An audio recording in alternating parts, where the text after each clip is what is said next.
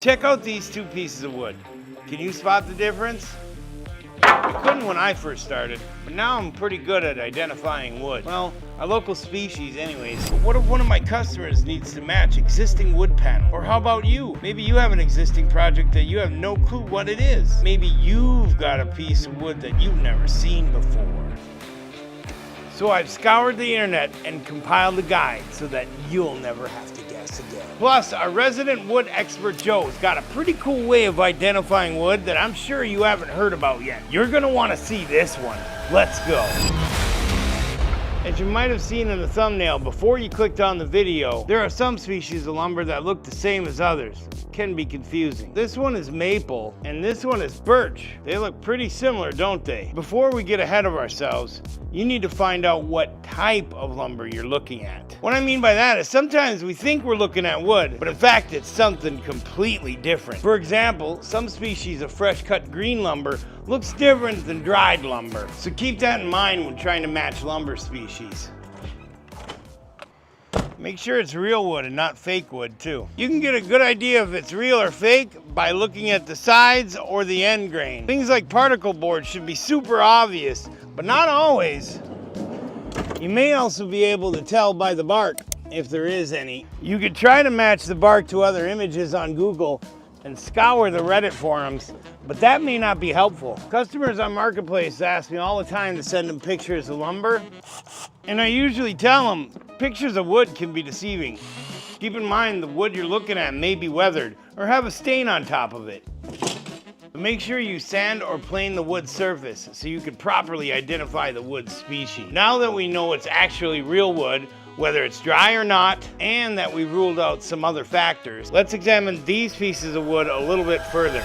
Let's take a look at every side of the lumber. Here we have the transverse side, or end grain, the radial side, or lengthwise, and the tangential side, across the grain. Keep an eye out for medullary rays, or sometimes called specks or speckling. All lumber has these rays, but oak has the largest, most visible rays, especially when it's quarter sawn like this. Google says that ash has medullary rays, but I haven't seen them.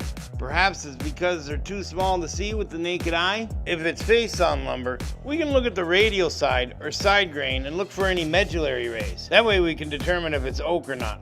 See, some medullary rays right there. Also, if we look at the name on there, it says red oak too.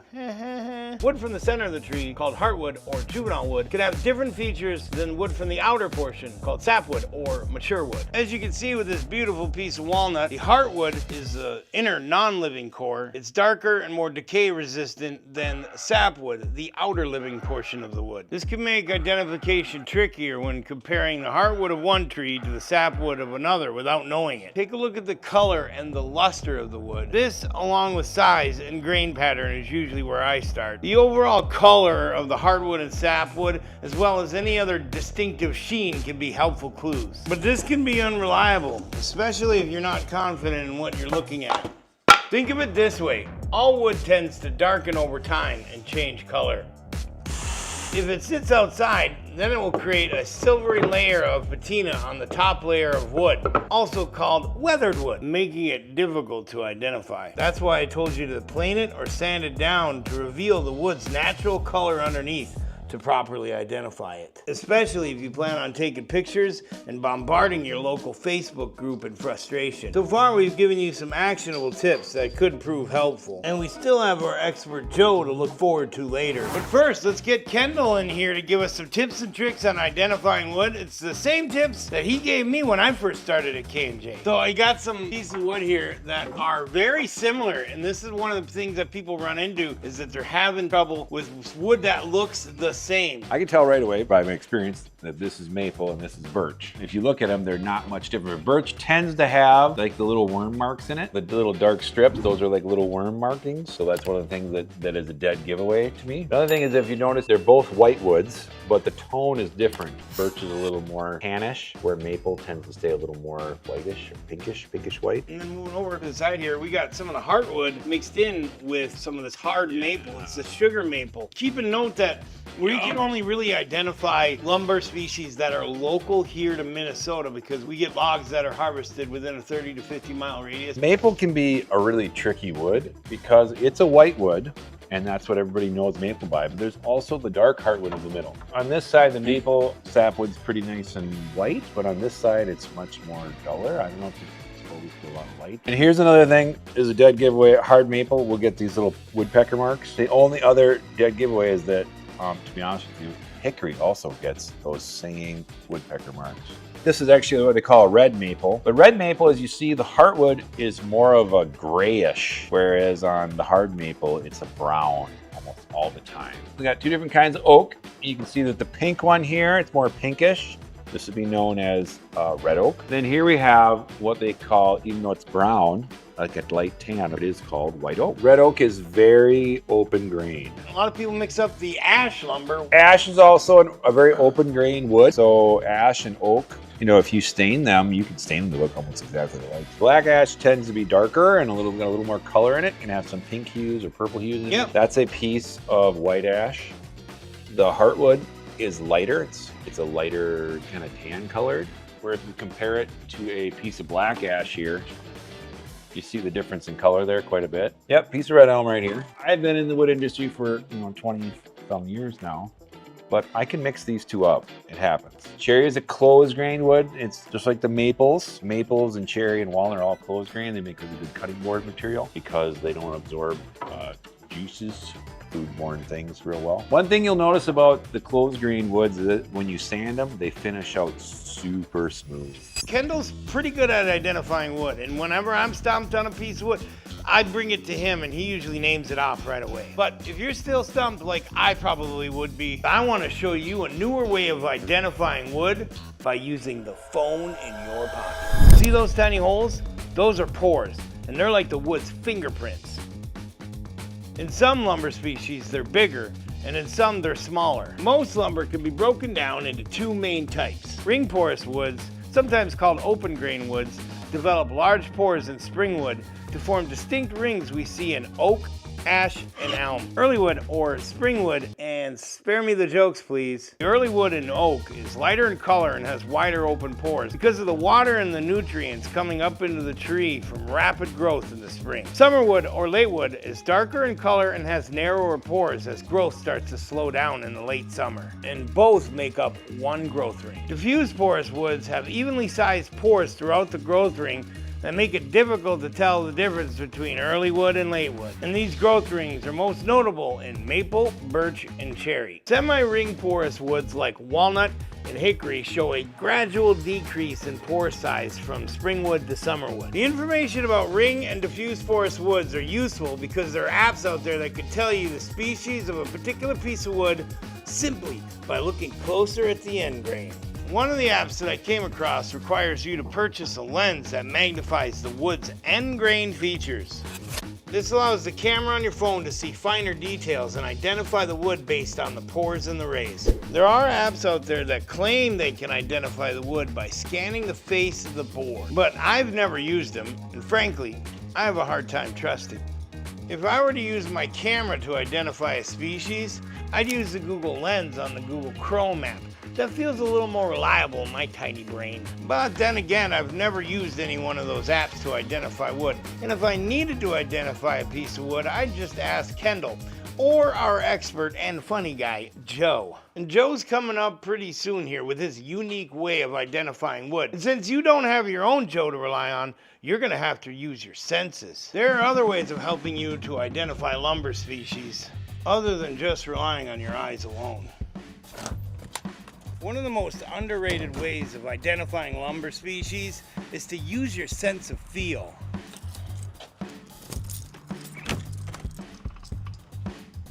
Put your hands on it. Is it coarse or fine? Is it rough or smooth? Can you press your fingernail into it? Is it soft or hard?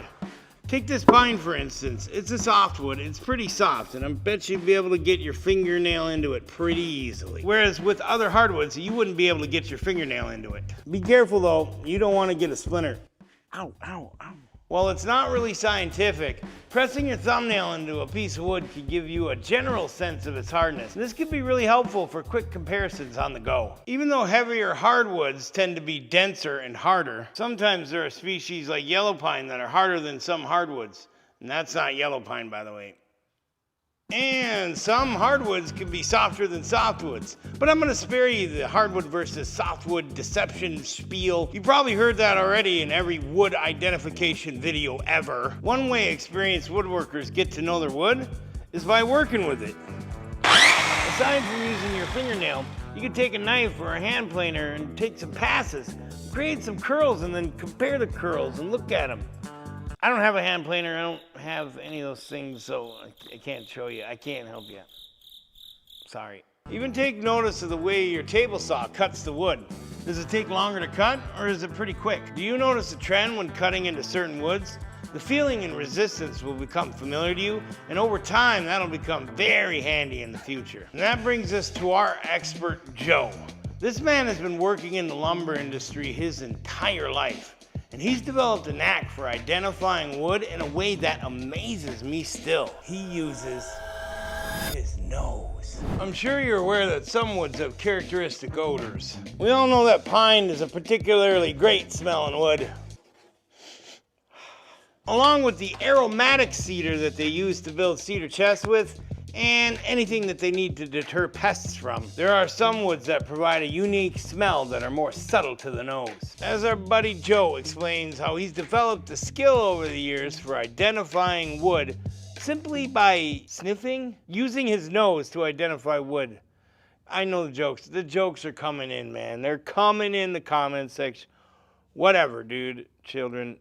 I'll just let Joe explain it to you. Come on in, Joe. So you're able to tell me that you can identify wood by the way it smells, is that correct? You can. What is the most smelly wood? Two bad ones are cottonwood and elm, and the best is the pine and basswood. Is this something you think you're born with? Nope. No, it's got to be a developed skill, right? Yep. How long do you think it takes to develop the skill of being able to identify wood through smelling? The longer you do it, the better you'll be. Years. What types of woods smell like other types of woods? The pines. Can you describe some of the scents of the most of some woods? Yeah, your pines, evergreens that are coniferous.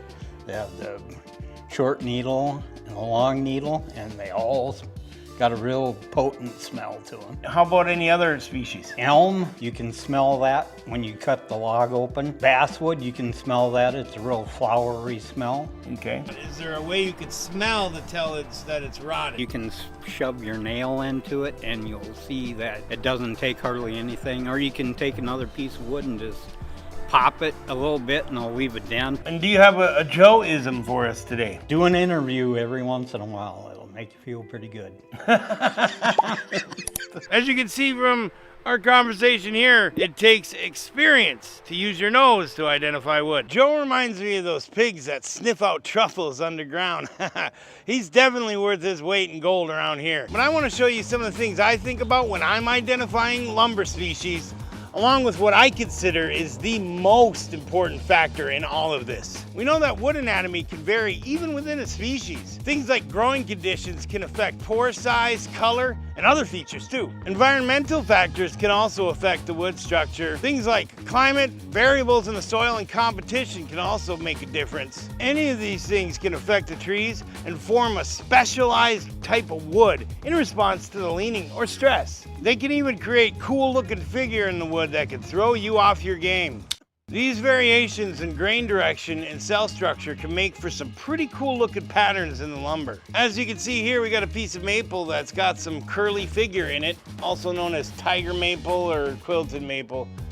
I don't know if the camera can show it very well, but it's some pretty cool looking figure in the lumber. Also over here in this piece of cherry, it's got probably the most sap pockets Kendall says he's ever seen in a piece of lumber. Look at all those.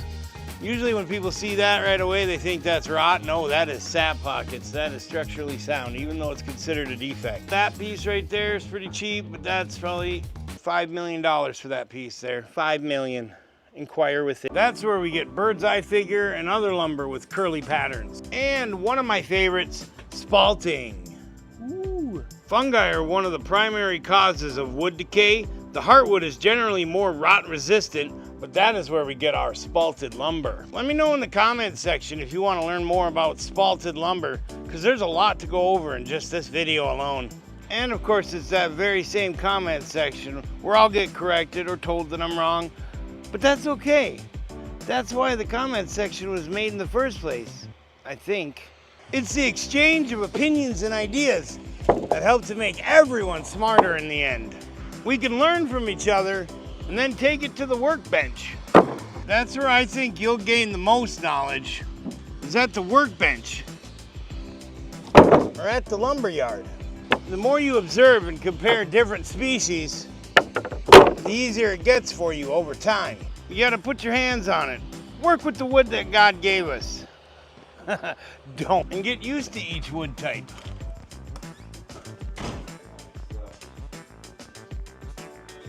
You'll gain an understanding of which woods are best for your project. Whether that be interior or exterior, we're gonna help you figure out which wood is best for your next project. And in this video right here, we show you the best type of wood to work with, along with some finishes, and why it's not the type of wood you think it's gonna be. We'll see you there.